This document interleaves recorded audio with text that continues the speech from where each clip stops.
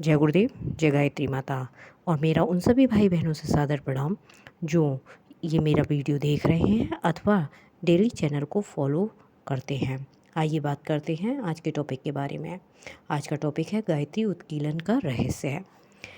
आइए जानते हैं। गायत्री दीक्षा गुरुमुख होकर ली जाती है तभी फलदायक होती है।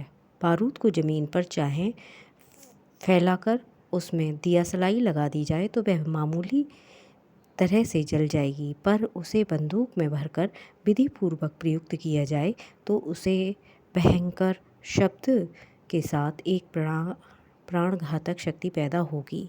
छपे हुए कागजों को पढ़कर या कहीं किसी से भी गायत्री सीख लेना ऐसा ही है जैसे ज़मीन पर बिछाकर बारूद को जलाना, और गुरुमुख होकर गायत्री दीक्षा लेना ऐसा है जैसा बंदूक के माध्यम से बारूद का उपयोग होना। गायत्री की विधिपूर्वक साधना करने पर ही परिश्रम का फल मिलता है। इस मार्ग का पहला आधार ऐसे पथ प्रदर्शक को खोज निकालना है जो वशिष्ठ एवं विश्वामित्र गुण वाला हो और जिसके संरक्षण में सांप विमोचन गायत्री साधना हो सके। ऐसे सुयोग संरक्षक सबसे पहले ये देखते हैं कि साधक को मनोभूमि, शक्ति, सामर्थ्य, रुचि कैसी है। उसी के अनुसार वे उसके लिए साधन विधि चुनकर देते हैं। अपने आप विद्यार्थी ये निश्चित कर सकता है कि मुझे किस क्रम में क्या क्या पढ़ना है, तो अध्यापक की क्या ज़रूरत है। इसीलिए इसे तो अध्यापक ही जानता है कि वह विद्यार्थी किस कक्षा की योग्यता रखता है और इसे क्या पढ़ाया जाना चाहिए। जैसे अलग अलग प्रकृति के एक रोग के रोगियों को भी औषधि अलग अलग अनुपान तथा मात्रा का ध्यान रखकर दी जाती है, वैसे ही साधकों की आंतरिक स्थिति के अनुसार उसके साधना नियमों में हेरफेर हो जाता है। इसका निर्णय साधक स्वयं ही कर सकता है। ये कार्य तो सुयोग अनुभवी और सूक्ष्मदर्शी पथ प्रदर्शक ही कर सकता है। आध्यात्मिक मार्ग पर आगे बढ़ने के लिए श्रद्धा और विश्वास ये दो प्रधान अवलंबन हैं। इन दोनों का प्रारंभिक अभ्यास गुरु को माध्यम बनाकर किया जाता है। जैसे ईश्वर उपासना का प्रारंभिक माध्यम किसी मूर्ति, चित्र या छवि को बनाया जाता है, वैसे ही श्रद्धा और विश्वास की उन्नति गुरु नामक व्यक्ति के ऊपर उन्हें दृढ़तापूर्वक जमाने से होती है। प्रेम तो स्त्री, भाई, मित्र आदि पर भी हो सकता है, पर श्रद्धा युक्त प्रेम का पात्र गुरु ही होता है। माता पिता भी यदि वशिष्ठ विश्वामित्र गुण वाले हों तो वे सबसे उत्तम गुरु हो सकते हैं। पर गुरु परम हित चिंतक शिष्य की मनोभूमि से परिचित और उसकी कमजोरियों को समझने वाला होता है, इसलिए उसके दोषों को जानकर उन्हें धीरे धीरे दूर करने के उपाय करता रहता है। पर उन दोषों के कारण वह ना तो शिष्य से घृणा करता है और न विरोध, ना ही उनको अपमानित, तिरस्कार एवं बदनाम होने देता है, वरन उन दोषों को बाल चापल्य समझकर धीरे धीरे उनकी रुचि दूसरी ओर मोड़ने का प्रयत्न करता रहता है ताकि वे अपने आप छूट जाएं।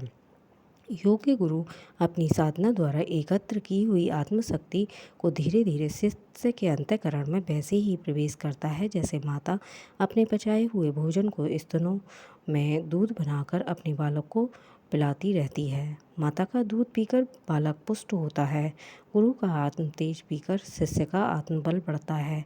इस आदान प्रदान को आध्यात्मिक भाषा में शक्तिपात कहते हैं। ऐसे गुरु का प्राप्त होना पूर्व संचित शुभ कर्मों का फल अथवा प्रभु की महती कृपा का चिन्ह ही समझना चाहिए।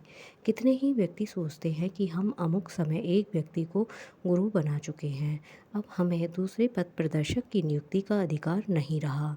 उनका ये सोचना वैसे ही है जैसे कोई विद्यार्थी ये कहे, अक्षर आरंभ करते समय जिस अध्यापक को मैंने अध्यापक माना, अब जीवन भर उसके अतिरिक्त ना किसी ने शिक्षा ग्रहण करूँगा और ना किसी को अध्यापक मानूंगा।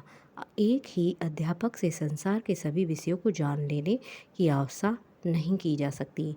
फिर वह अध्यापक मर जाए, रोगी हो जाए, कहीं चला जाए तो भी उसी से शिक्षा लेने का आग्रह करना किस प्रकार उचित कहा जा सकता है।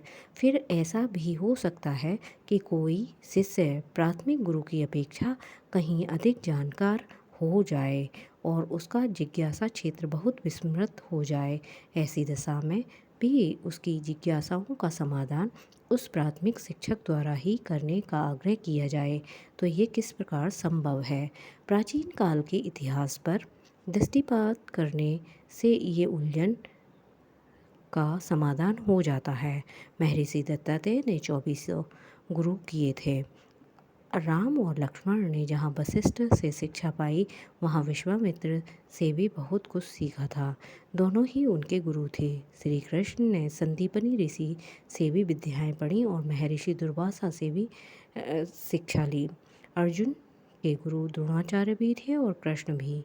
इंद्र के बृहस्पति भी थे और नारद भी। इस प्रकार अनेकों उदाहरण मिल सकते हैं जिनसे प्रकट होता है कि आवश्यकता अनुसार एक गुरु अनेक शिष्यों की सेवा कर सकता है और एक शिष्य अनेक गुरुओं से ज्ञान प्राप्त कर सकता है।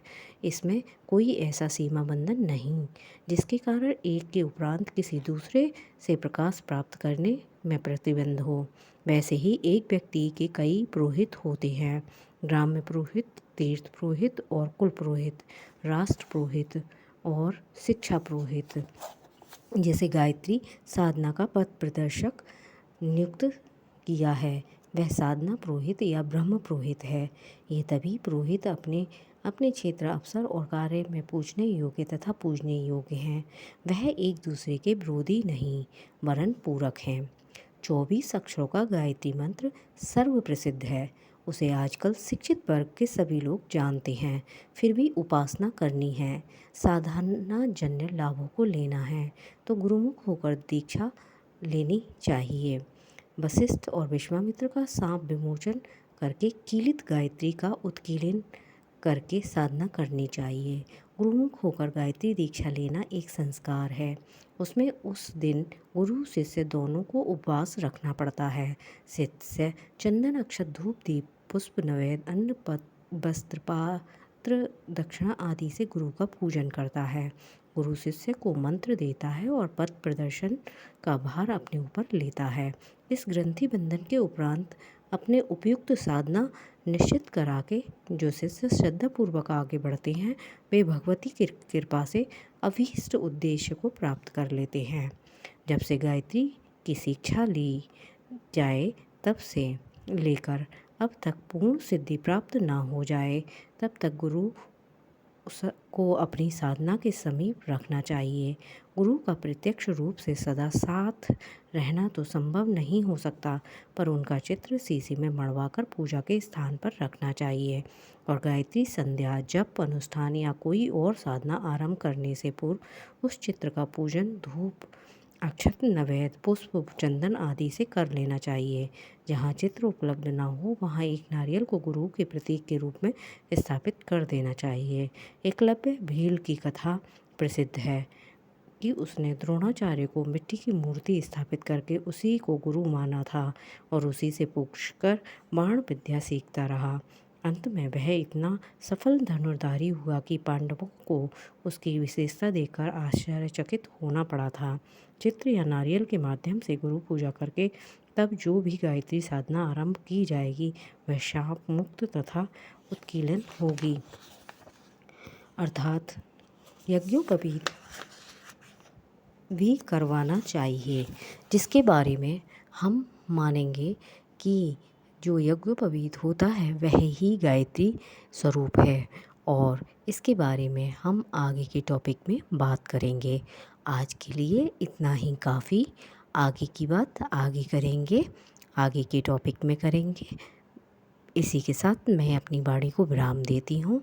आपका मेरा सभी से नमस्कार और सभी से मेरे विनम्र आग्रह है कि इस वीडियो को ज़्यादा से ज़्यादा शेयर करें जिससे गायत्री माता की कृपा सभी तक पहुँच पाए और गुरुदेव का आशीर्वाद सभी तक पहुँच पाए। जय गुरुदेव, जय गायत्री माता, जय गायत्री परिवार। धन्यवाद।